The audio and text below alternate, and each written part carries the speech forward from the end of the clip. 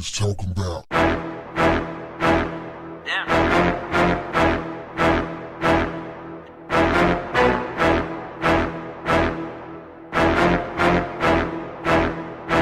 What's up, family?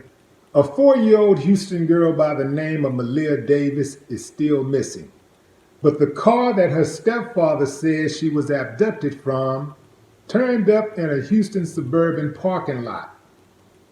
Check out what the stepfather had to say, y'all. This story is absolutely incredible, reminiscent of Jesse Smollett's story. What a wild story, y'all.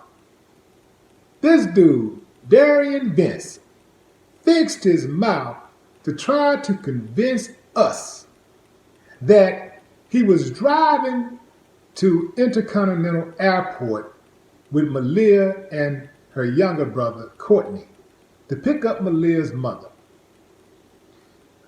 He stops because he hears what he thought was a flat tire. Gets out the car to inspect. He's accosted by two men.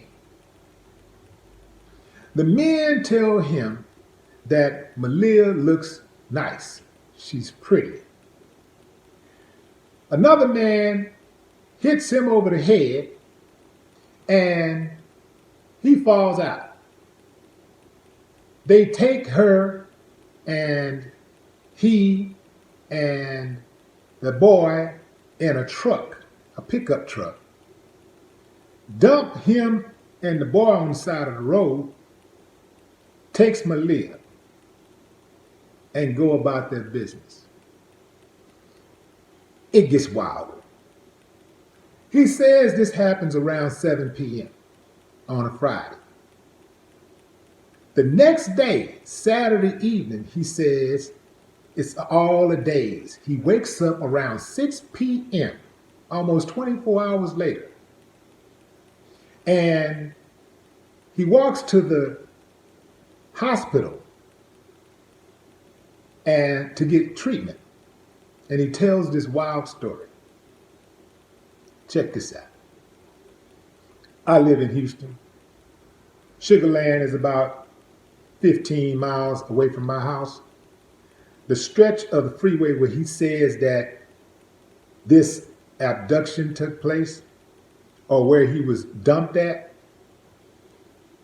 is about,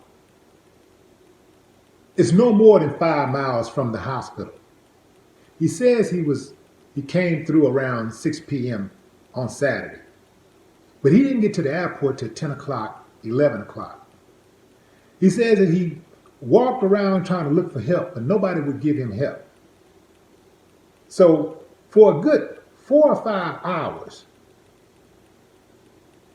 he can't find help, and he don't get to the hospital, and the hospital can't be more than 5 miles away from where he came through at.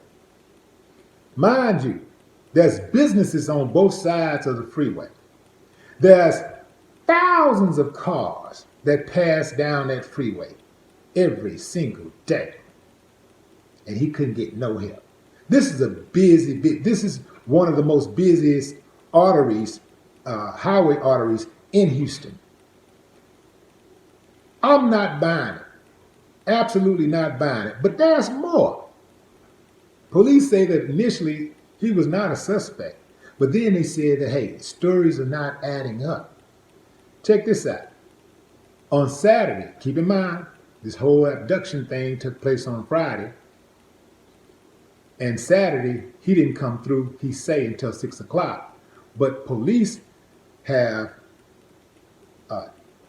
information that says that the car that he was in initially, his family's Nissan, was seen driving around 2 p.m. on Saturday.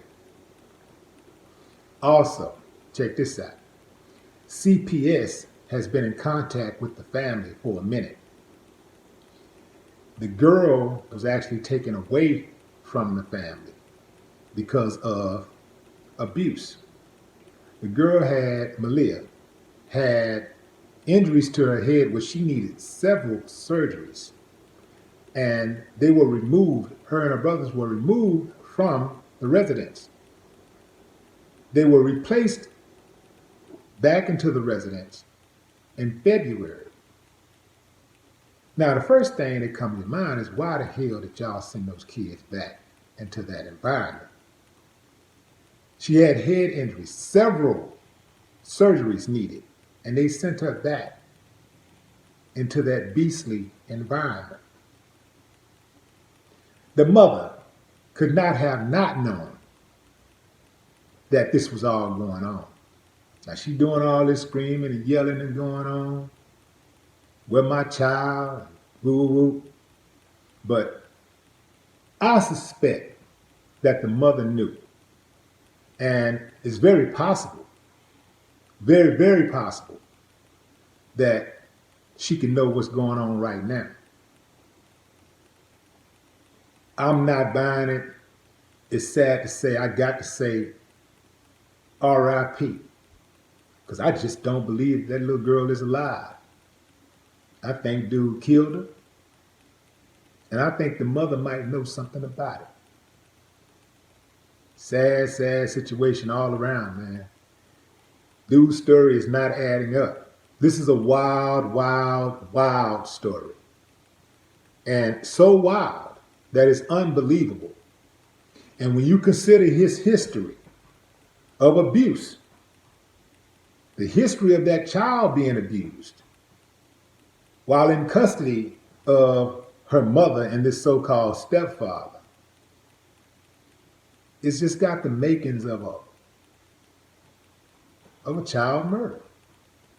Mama, if you really, really, really want to know where Malia is, ask Darian. I'm sure he knows exactly where she is. No more talk. What the haters talking about?